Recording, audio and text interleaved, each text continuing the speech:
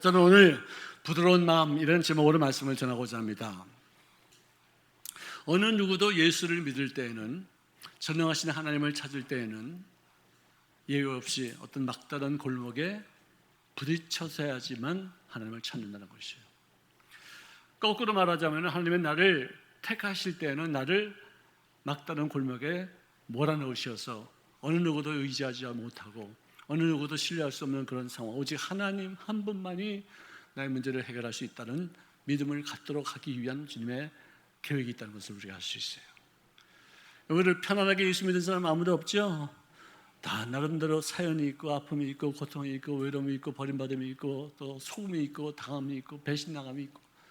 오죽했으면 예수 믿었어요. 옆에 분들 서로 바라보세요.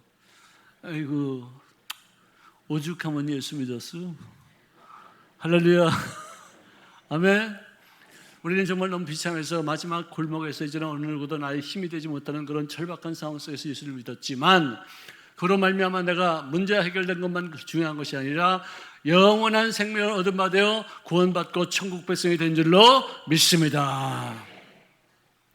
성경에 보면은 나만이라는 어떤 한 군대, 아람 군대 장관이 있었어요. 그는 왕에게도 아주 굉장히 신뢰를 받는 그런 훌륭한 장군이었고, 부하들에게도 백성들에게도 너무나도 존경의 대상이 되는 사람이었는데, 그에게 한 가지 비참한 일이 있다면은, 갑옷을 입고 나갈 때는 사람들에게 높임받고 찬사를 받지만 집에 와서 갑옷을 벗을 때는 몸에서 냄새가 나는 나병 환자가 되어 살이 썩어가는 그런 비참한 상태였었어요. 어느 누구도 의지할 수 없어요. 그런데 한 소녀가 이스라엘 가면은 거기 가서 선지자를 있는데, 그분을 만나면 당신이 병을 고칠 수 있습니다. 그래서 군대를 끌고 갔는데, 그래 요단강에 가서 퐁당퐁당 몸을 던지라고 그래요. 뭐 하는 짓이야 이게? 내가 보통 사람도 아니고 내가 이 나라의 왕을 대신할 수 있는 사람인데 나를 뭐 요단강에 가서 몸을 던지라고? 돌아가자, 이제부터 전쟁이다, 이제 돌아가자. 나의 심리를 어떻게 이렇게 건드릴 수 있느냐? 그랬을 때, 아니 각하, 선지자의 말씀을 듣고 몸을 던져서 병을 고치기 위해서 우리가 온 거 아닙니까? 어쨌든 당신의 몸을 고침받기 이전에는 여기 떠나면 안 됩니다. 혹시라도 거기 가서 고침받지 못하면 그때 가서 돌이켜서라도 전쟁을 일으키는 한이 있더라도 지금 일단 한번 순종하시죠. 왜 이렇게 마음이 완악합니까? 왜 이렇게 환자가 이렇게 뻗정거립니까? 그래서 그 얘기를 듣고서 네 말이 맞다 싶어서 이제 오당강에 들어가서 7번 몸을 담그고 딱 맨 마지막에 일어났더니 온몸이 어린아이 피부같이 하얗게 깨끗하게 되었더라. 할렐루야. 말씀을 듣기까지는 부드러움이 필요해요. 유연함이 필요해요. 온순하고 온유함이 필요해요. 바디메오도 나면서부터 장님이었었어요. 시각장애자였었어요. 자기 인생을 탓하기도 해보고 하나님께 원망도 해보고 또 남들에게 또 멸시당할 때도 죽고 싶은 그런 마음도 있었을 것이에요. 근데 예수님이 병자를 고치고 죽은 사람을 이렇게 세운다는 것을 소문을 듣고 나서 그분이 지나가기만을 기다렸는데, 마침 그날따라 사람들이 많이 웅성거리게 물어봤더니 나사렛 예수께서 지나가신다는 소리를 들었어요. 정말 최후의 수단입니다. 죽기 살기로, 내가 이 기회를 놓치면 나는 평생 장님이야, 평생 남에게 구걸하면서 살아야 돼. 난 이런 인생 난 인정하고 싶지 않아. 나는 정말 하나님을 내가 만나서 내 인생을 새롭게 만드는 그런 귀한 인생을 누려야 될 것이야. 최선을 아주 하이톤으로 외쳤습니다. 남들은 시끄럽다, 왜 이렇게 잔소리가 많냐, 왜 이렇게 시끄럽게 우느냐, 더 발악을 하면서 소리 질렀어요. 주님께서 들으시고서 데려오라. 그래서 뛰어와가지고 그냥 거기 납작 엎드렸어요. 장님이 뛰는 거는요, 그건 있을 수 없는 얘기예요. 눈 먼 사람도 눈 감고서 이렇게 걸어가면 10발자국도 못 걸어가요. 장님은 죽기 살기로, 난 이번 기회를 놓치면 난 저는 내 인생 끝이다, 그런 절박한 마음과 절박한 믿음으로 쫓아갔어요. 예수께서 또 무슨 말씀하시냐? 내가 널 위해서 뭘 해주랴? 아니 장님이 나와서 눈 뜨게 해주면 되는데 왜 이런 건 왜 물으신가? 그런 건 상관하지 않습니다. 따지지 않았습니다. 주님, 보기를 원하나이다. 내 눈을 뜨게 하시면은 난 다른 건 내가 혼자서 다 알아서 하겠습니다. 내 눈만 뜨게 해주십시오. 큰 소리로 질렀어요. 내 믿음대로 될지어다. 그래서 눈이 탁 띄어지고 나서 그 다음부터는 그가 구걸해서 앉아서 구걸하던 사람, 남의 도움을 받던 사람이 서서 걸어가면서 예수님의 길을 쫓는 제자가 된 줄로 믿습니다. 삭개오도 키는 작죠. 뭐 별품은 없죠. 내가 내 인생을 좀 아름답게 꾸밀 수 있는 방법은 적군이지만 로마의 정부에 좀 협력해서 내가 얻는 돈 때문에 사람들에게 그래도 존경받을 수 없지 않을 것인가 하는 마음으로 제일장애가 됐었어요. 형제를 배신하고 동족의 피를 빠는 그런 사람으로 악명이 높았었어요. 죄책감이 듭니다. 내가 어쩌다 이렇게 됐지. 주님을 만나고서 그가 고백하기를 내 재산의 반을 불안히 유도해서 헌납하겠습니다. 내가 혹시라도 잘못되게 돈을 번 것이 있으면 그것을 4배나 갚겠습니다. 우리 잘못된 것을 돈 번 적은 없어요. 순리대로 돈을 벌었겠죠. 로마 정부에서 주는 어떤 월급을 받았겠죠. 어쨌든 그렇지만 그래도 불구하고 죄책감에 정죄감에 자기를 학대함으로 인해서 고통받다가 주님을 만나고서 이 사람도 아브라함의 자손이니 내가 이 땅에 온 것은 죄인을 불러 의인으로 삼기 위해서 왔노라 구원받았어요. 자, 어느 누구든지 주님 앞에 나오기만 하면 왜 이런 경우를 당했느냐, 왜 무슨 죄를 지었기에 이런 일들을 당했느냐, 너는 죄인이다, 이런 것 캐묻지도 않고 탓하지도 않았어요. 있는 그대로 용납하셨어요. 그들을 기여기고 은혜를 베풀어 주셔서 모든 염려와 불안과 두려움과 고통에서 벗어나게 하시는 분이 바로 하나님이신 줄로 믿습니다. 그러므로 하나님 앞에 나가는 사람들은 모두가 다 나는 이거는 내 인간의 힘으로 내가 극복 못합니다. 이제는 절망입니다. 주님이 나를 버리시면 나는 이제는 끝장입니다 하는 그런 절박한 애통하는 그런 마음으로 나가는 사람들이 하나님의 위로를 받은 줄로 믿습니다. 복되도다 애통해하는 자들이요 그들이 하나님의 위로를 받을 것이며, 인간의 위로는 체념적인 위로예요. 인간의 위로는 그냥 미래지향적인 위로예요.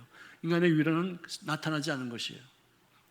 하나님의 위로는요, 장님에게는 눈을 뜨게 하시고 병자에게는 고침받게 하시고 죽은 자는 살아나게 하시고 헤어진 자는 만나게 하시고 젊은이는 걷게 하시는 위로로 응답하신 줄로 믿습니다. 여러분 시시껄렁하게 이렇게 뭐 위로받으려고 생각하지 마세요. 우리 인간의 위로는 뭐 어쩔 수 없는 거예요. 체념적이에요. 체념적. 안 되는 걸 그냥 해보는 거예요. 하나님의 위로는 확실한 줄로 믿습니다. 하나님의 위로가 넘치는 믿음으로 인생을 사시기를 주의 이름으로 축원합니다. 그러므로 온유하다는 말, 부드럽다는 말은 자기의 뜻을 버리고 하나님의 뜻을 따르는 그런 마음 상태를 말해주고 있어요. 예수님이 친히 말씀하시기를 내가 한 가정을 보았는데 그 아버지에게 2 아들이 있었다.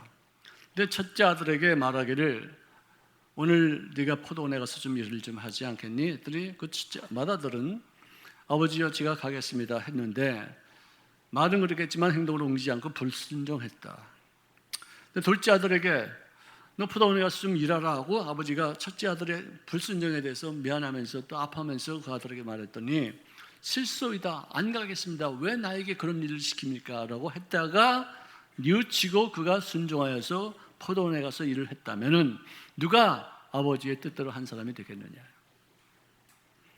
그래서 주님 말씀하셨어요. 큰 죄를 짓고 남들에게 손가락질당하고 침뱉음을 당하는 어떤 상황 속에서라도 진심으로 애통해하는 세리들이나 창기들이라 할지라도 겉으로는 깨끗한 척하면서 실제로는 불의하고 더러운 종교인들보다도 먼저 하나님의 나라에 들어가게 되리라. 여러분, 완악한 사람은 자기가 잘못됐는지 몰라요. 완악한 사람은 남을 탓하고 남을 정죄하고 남의 잘못된 것을 지적하지 자기 잘못을 전혀 볼 수 없어요. 이 온유라는 말은 주님을 만나고 나서 문제가 해결되고 성공하고 모든 것이 올바르게 회복되었다 할지라도 온유로 그 은혜를 끊임없이 유지할 수 있는 어떤 통로가 되는 것을 깨달으시기를 바랍니다. 여러분, 언제까지나 예수를 믿고 나서도 어려울 때마다 밤낮 근심만 하고 걱정만 하고 불안해만 하고 기도하지 아니하는 그런 오만불선을 부리겠습니까?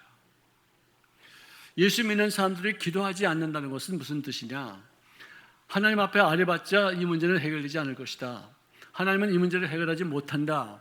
내가 기도해봤자 아무런 소용이 없다. 그러므로 이 문제는 내가 저지른 것이고 내가 당하는 것이지만 내가 스스로가 책임자가 되어서 염려하고 두려워하고 근심하고 걱정하는 것, 그것이 더 올바른 방법이다 라고 말하는 불순한 마음, 교만한 마음 중에 하나로 우리가 평가할 수 있을 것입니다.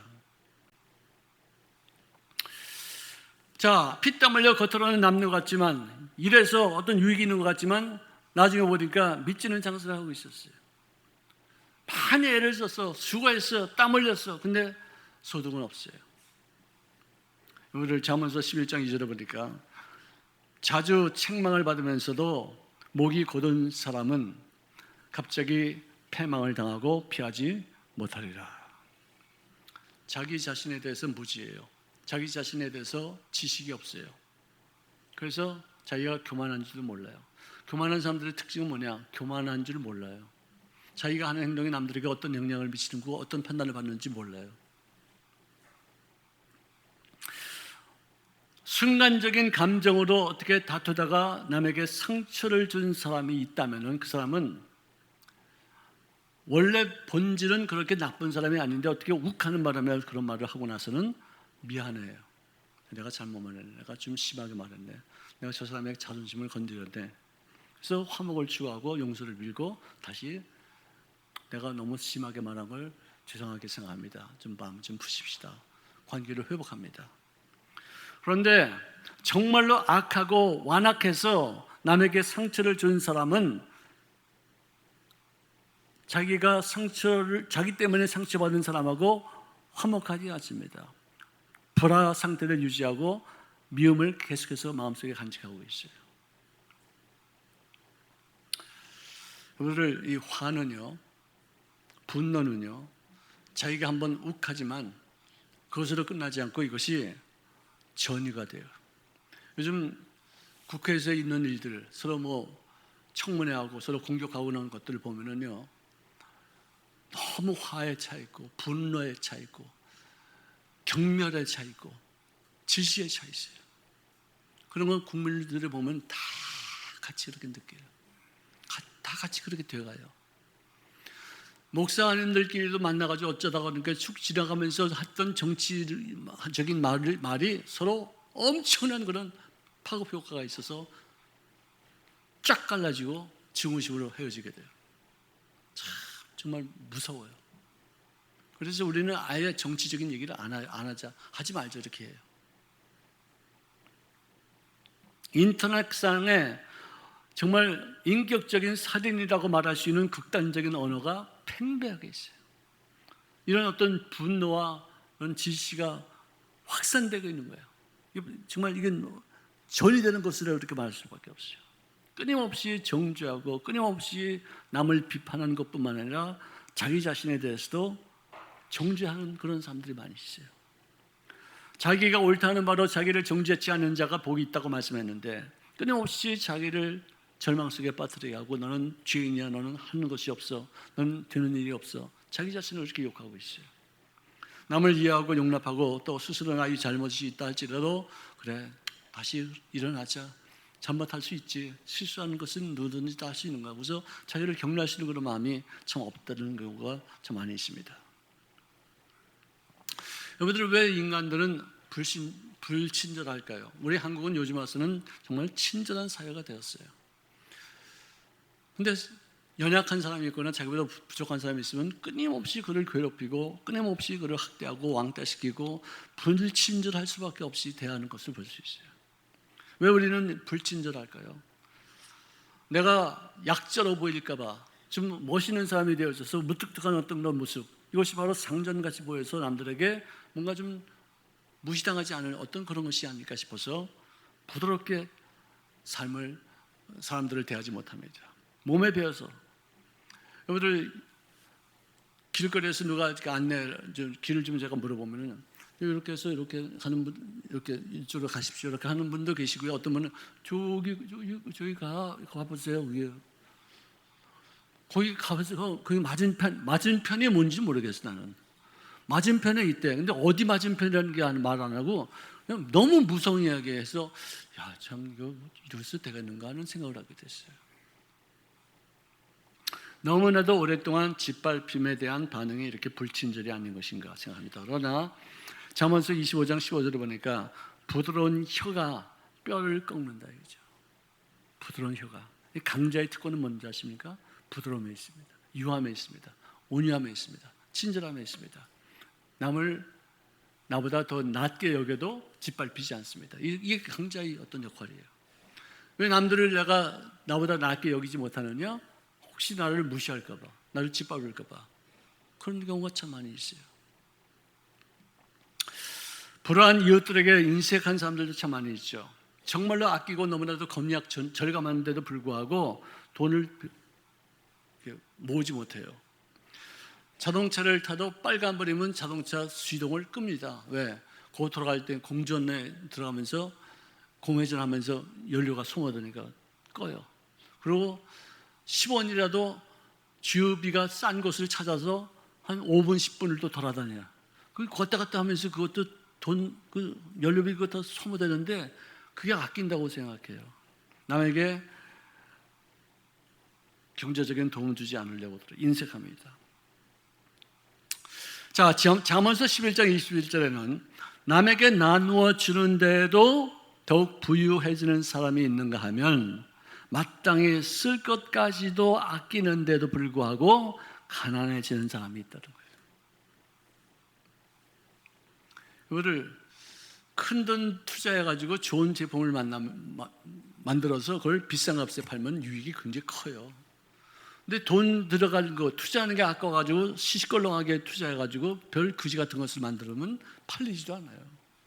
대접하는 마음으로, 남에게 섬기는 마음으로, 최고의 제품을 생산하겠다는 그런 마음으로 물건을 만들면 그것 때문에 유익이 아끼지 않아도 너무나도 우리들의 생활 속에 풍요로움으로 하나님이 갚아주실 것을 믿으시기를 바랍니다. 일본의 하루야마 시게오라는 사람이 뇌내 혁명이라는 책을 지었어요. 오래된 책이지만 그것이 지금도 읽어보면 너무나도 정말 아주 과학적이고 신앙적이고 영적이에요.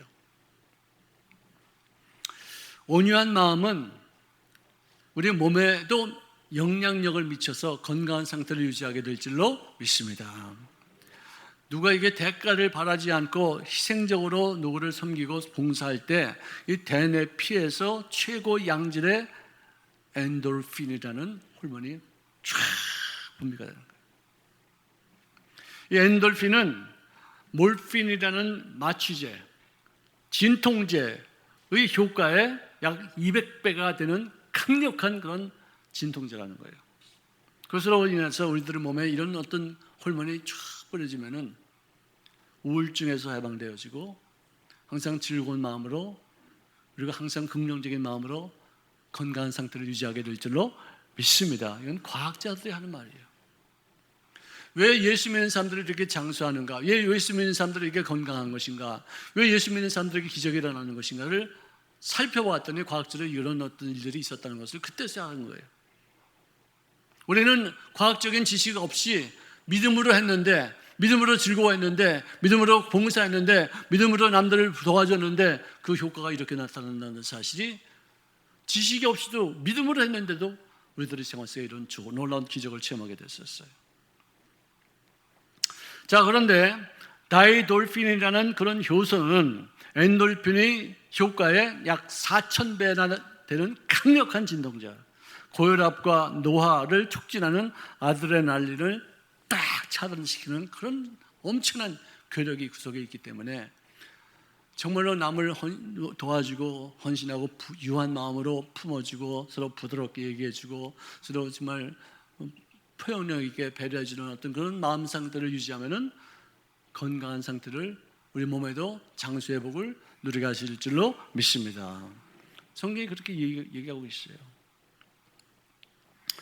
여러분들, 엔돌핀이 우리들의 마음속에 또 온유한 마음이 우리들의 마음속에 표현되어질 때마다 면역 체계가 강화되었어요. 여러분, 염려, 근심, 미움, 질투, 시기, 증오심, 이것은 우리 뼈를 썩게 한대요.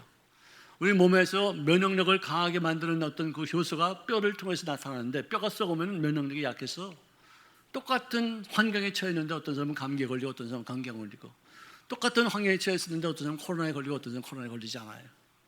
코로나에 걸려도 빨리 회복되는 사람이 있고 코로나에 걸려서 돌아가시는 분도 계셔요. 면역 체계 때문에 그래요. 자, 우리 몸이 딱딱해지는 병이 있습니다. 동맥경화. 경이 무슨 경자예요? 구들경자예요. 동맥이 딱딱해져. 피가 잘 통하지 않아요. 간 뭐예요? 경화. 간이 딱딱해져요. 생기가 다 사라져요. 여기서 독소를 해소하지 못해요. 그 다음에 근육 경화. 근육이 뻣뻣해져요. 뭉쳐요. 안 풀려요. 웅담을 먹어도 안 돼요. 이 원인이 뭐냐? 스트레스예요. 마음이 좋아지는 것, 협소해지는 것, 굳어지는 것, 부드럽지 못한 것, 딱딱해지는 것, 돌같이 경직된 것, 그런 마음. 이해를 못해. 내가 텔레비에 보니까 부부 사이 이혼하는데 그 이혼을 갖다 중재하는 어떤 사람들이 나오는데요. 왜 이혼하냐면 이 남편이 우리 아내가 영어 공부를 해야 된다 이거야. 시대가 이제 영어 공부 시대인데 영어로 공부를 한다고 해서 아내를 달살살살살살살 볼까? 나 같으면 나 이혼하고 말겠어.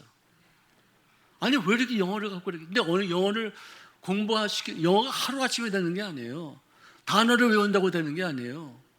정말 문화권에서 살기 전에는 영어를 할 수 없는데 그 아내를 달달달달 초생딸도 아니고 보름달도 아니고 그냥 달달달달달 볶아요 그냥. 그리고 또 살찔까봐 뛰게 만들고 집에다가 텔레비를 갖다 놓고서 카메라를 갖다 놓고서 늘 감시하고 뭐 이렇게 하라 저렇게 하라. 아우.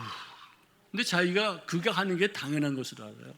그래야지 우리 아내가 살찌지 않는다. 그래야지만 이제 앞으로는 영어 시대, 영어가 좀 세계적으로 나오는데 그걸 또 돌파할 수 있다.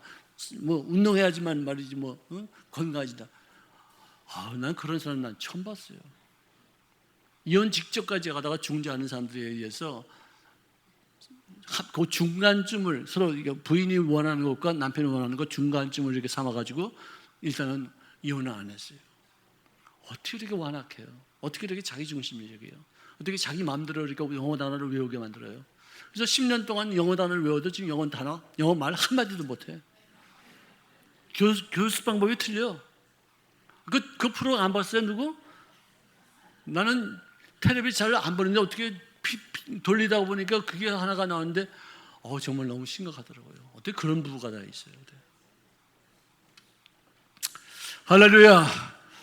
여러분 스트레스를 줄이고 긍정적인 감정을 증가시키면은 만성 통증을 관리할 수 있는데 효험이 온다는 것이에요.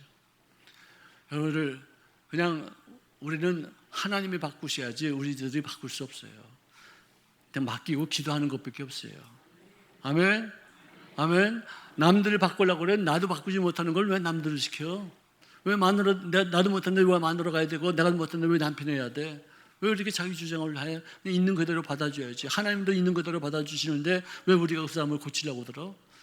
하나님이 고치시면은 우리가 그렇게 애쓰지 않아도 자동적으로 다 된 그때까지 우리가 너그럽게 마음을 갖는 것이 중요하다 이 뜻입니다.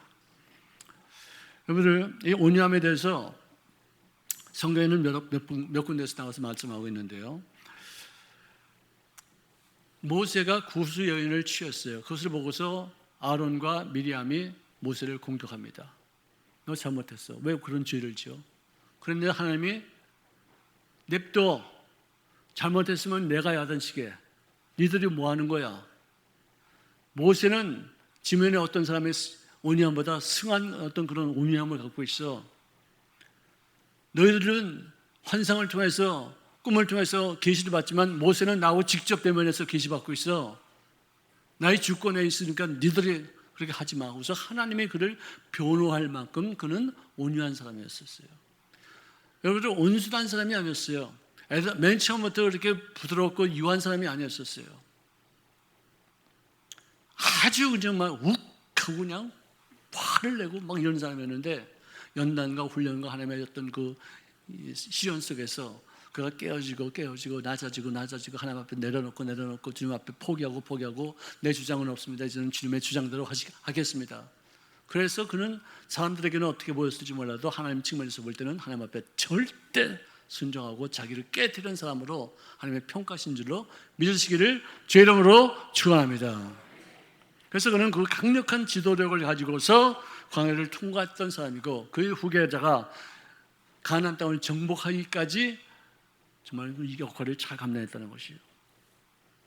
예수님께서 말씀하시기를 온유한 자는 복이 있나니 저희가 땅을 차지할 것이며 라고 말했던 그 온유함은 천국의 가치관이에요. 부드럽게 살아라. 주권을 포기하라. 이제는 하나님이 너희 인생을 살 것이다. 네가 심령에 가난해서 죄 있는 것을 깨달았지, 네 죄와 너희 연약함 때문에 네가 부르짖어 기도하면서 애통했지, 이제는 네 의사를 포기하고 주님 앞에 맡겨서 주님의 뜻이 이루어지기를 위해서 기도할 때 너는 땅을 차지하는 복을 누리게 될 것이다. 바로 이것입니다. 예수님 자신도 하나님 앞에 당신의 뜻을 주장하지 않고 하나님의 뜻을 위해서 십자가에서 못 박혀 죽은 그 이후로 그분은 전 세계의 땅을, 영적인 지경을 넓히시고 종교들 가운데서 가장 많은 성도를 건드리는 그런 통치자로서의 모습을 우리에게 보여주신 줄로 믿습니다. 그 다음에 고린도전서 13장 4절에는 사랑은 오래 참으며 사랑은 온유하며, 온유란 말이 거기 나오는 거죠. 사랑의 한 특성이에요. 이거를 갈라디아서 5장 23절에 성령의 열매는 사랑과 희락과 오래 참음과 쭉 나가서 온유와 절제가 나옵니다. 여기 나온. 근데 성령의 열매가 몇 가지예요? 예, 그럴 줄 알아서 나한테 걸려들었어요. 성령의 열매는 하나예요. 하나인데 그 속에 9가지 맛이 있어요. 예? 자세히 보시면 그래요. 우리 교회에 오미자 집사님 계세요. 오미자는 몇 가지 마시나요? 그럼 구미자는 몇 가지 마시나요? 네, 그래요. 우리 말에 시원하다는 말이 있죠. 내가 더울 때 땀이 착 있는데 산들바람이 확 불으면 어떻게 돼요? 네, 그러면 또 뜨거운 물, 목욕탕에 탁 들어가면 어떻게 돼요? 그럼 뭐예요, 그게? 찬바람이 불어도 시원하고 뜨거운 물에 들어가도 시원하고. 시원하다는 말이 무슨 말인지 아세요? 시원하다는 말은 뭐냐? 누가 나 주물러주면 어떻게 돼요? 시원하죠. 누가 긁어주면은 왜 그럴까요? 왜 시원할까요? 네? 자기가 만족하니까 시원하대. 근데 왜 만족하면 뭐를 만족하는 거예요? 그러니까 이제 지금 현재 내가 이게 근육통에서 이게 아픈데 누가 만지면 시원한 것은 뭐냐? 뭉쳐 있기 때문에 그런 거예요. 딱딱하기 때문에, 소통이 안 되기 때문에, 혈액순환이 되지 않기 때문에 뭉치는 거예요. 그래서 주물러 주면은 소통이 되니까 시원한 거예요. 여러분들 설교를 들었더니 마음이 다 시원하더라. 통성기 들었더니 마음이 시원하더라. 무슨 말이야? 여기 뭉쳐 있었어, 미워했었어, 누구 오해했었어, 이렇게 왜 안 되고 있어, 짜증내고 그냥 불평하고 있었는데 은혜를 받고 보니까 마음이 싹 풀려서 마음이 후련하고 시원하더라. 그냥 자갈길 막 울퉁불퉁한 그 길인데 거기다가 아스팔트를 쫙 가니까 그 길이 어떻게 됐어요? 어떻게 뚫렸어요? 시원하게 뚫렸더라. 눈이 그냥 어두워가지고 그냥 캄캄한데 안경을 딱 사로 맞춰서 꼈더니 눈이 어떻게 돼? 정상으로 회복되는 것이 시원하다는 거예요. 여러 가지 뜻이 있어요. 그런 말은 진짜 전 세계에 한국말밖에 없는 것 같아요. 근데 구미자는 성령의 열매는 9가지의 맛이 있다는 것이에요. 9가지의 맛이에요. 그 중에서 하나가 온유의 맛이에요. 영적인 변화를 완숙한 것이에요. 사랑의 한 특성에서 사랑은 온유함을 할 때 그것은 부드러운 언행심사가 남들에게 미치는 영향력이 따뜻하고 아름답게 미치는 것이고, 그를 통해서 우리가 좋은 관계를 유지하는 어떤 힘이 된다는 것이에요. 온유함이 그런 뜻이 있어요. 한국의 팔자소가는요, 모든 고난은 운명이라고 생각해요. 난 시가 좀 더러워서 그 시 때문에 내가 이렇게 고통받는다고 생각해요. 근데 기독교에서는요, 고난과 역경과 시련과 모든 아픔이 오히려 나를 하여금 완악하게 만드는 사람도 있고, 어떤 사람은 깨어지게 만들어서 하나님을 내 마음속에 모셔드릴 수 있는 어떤 통로가 되어진다는 것이에요. 여러분, 고난 없이 예수 믿는 사람들 거의 없어요. 역경 없이 성공하는 사람들은 아무도 없어요. 슬픔과 고뇌와 역경과 시련과 많은 아픔이 있어서 그것을 극복하면서 성공하는 것이지 가만히 앉아가지고 성공한 사람들이 없더라 이거예요. 고난 때문에 어떤 사람은 망한 사람도 있긴 있습니다. 뭐 퍼센테이지는 많지는 않지만 있어요. 세상 사람들 중에서는 망하는 사람이 있지만 예수 믿는 사람 가운데서는 고난 때문에 망하는 사람들이 거의 없어요. 세상 사람들도 잘 안 망하는데 예수 믿는 사람들은 고난 때문에 오히려 더 좋은 일들을 만나게 될 줄로 믿습니다. 남을 잘못했다고 해서 개탄하지 말고 내 자신이 이 고난을 통해서 어떻게 변화되고 어떻게 성장할 것인가. 그 중에서 제일 큰 첩경이 뭐냐, 돌같이 굳었던 마음을 제하시는 하나님, 새로운 영을 주어서 하나님의 율례를 지킬 수 있는 어떤 윤택한 마음, 그런 어떤 부드러운 마음, 그런 어떤 온유한 심령을 통해서 땅을 차지하는 귀한 영광을 체험하게 될 줄로 믿습니다. 그래서 시편 100편 4절에 보니까 감사함으로 찬송함으로 그의 문에 들어가며 그의 궁전에 들어가서 하나님을 찬양할지어다. 그들이 내 백성이 되고 나는 그들의 하나님이 되리라. 자, 얘기합시다. 나는 하나님의 백성이 되고 하나님은 나의 하나님이 된다. 아멘. 아멘. 그렇습니다. 이게 고난의 이유예요. 이게 부드러운 마음이 깨닫는 사람이에요. 어떤 사람은 하나님을 원망하는 사람이죠. 마음이 굳어 있어서 그래요. 풀지 못해서 그래요. 자, 여러분들 여기 예배 드리시는 여러분들 중에서 혹시 부부가 옆에 같이 앉아 있는 분 손 들어보세요. 네.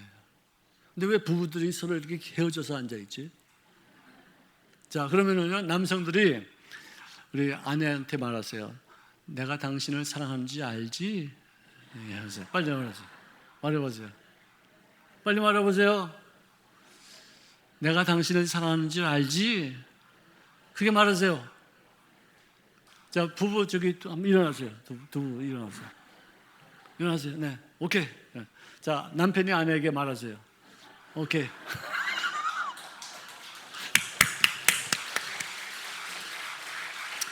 내가 당신을 사랑하는지 알지? 할렐루야, 우리 박수로. 네, 고맙습니다. 사랑은요, 표현할 때 큰 효과가 나타납니다. 한국 남편들이 자기 아내를 얼마나 사랑하는지 좀 더 일찍이 표현했더라면은 더 있었을 텐데. 젊은 분들은 잘해요. 근데 우리 이제 기성세대는 그런 문화권이 아니었었기 때문에 잘 하지 못하죠. 그렇지만 앞으로는 항상 아내를 귀히 여기고 존중히 여기고 사랑하시고 표현하시기를 주의 이름으로 축원합니다. 이 부드러움이라는 것, 이 온유한 심령은 크리스찬의 가장 큰 덕목 중에 하나예요. 이런 사람들을 하나님이 사용하시고 영광을 받으실 줄로 믿습니다.